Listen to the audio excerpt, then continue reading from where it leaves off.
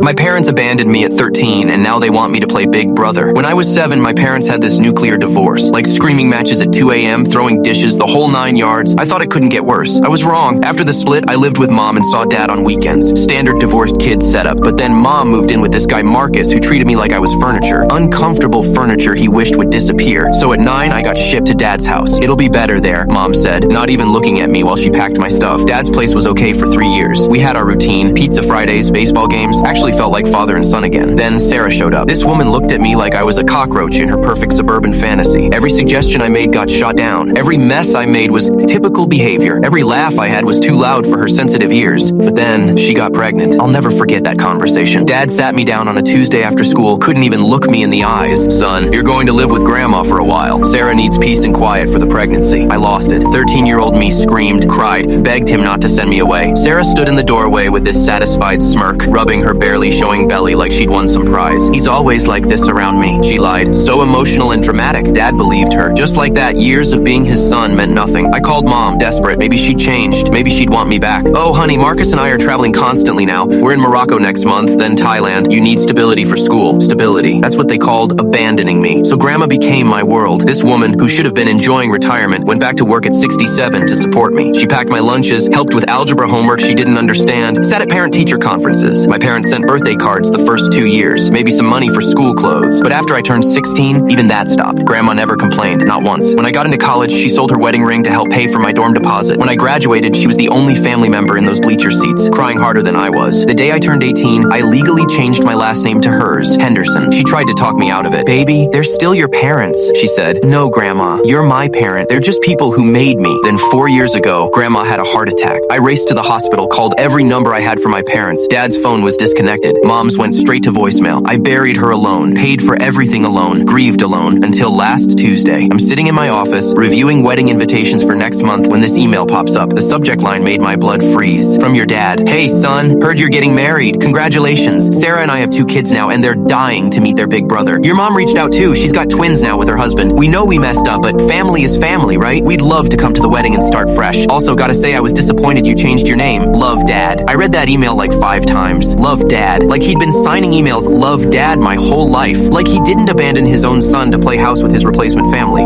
The audacity. I clicked reply and typed, you must have me confused with someone else. I don't have a dad. The man who might have been my father died when he chose his pregnant girlfriend over his 13-year-old son. My real parent, the woman who actually raised me, is buried in the cemetery. Neither of you bothered to show up. I'm getting married next month. My grandmother's best friend will walk me down the aisle. My groomsmen are the guys who showed up when it mattered. You're strangers to me. Stay that way. I hit send before I could second guess myself.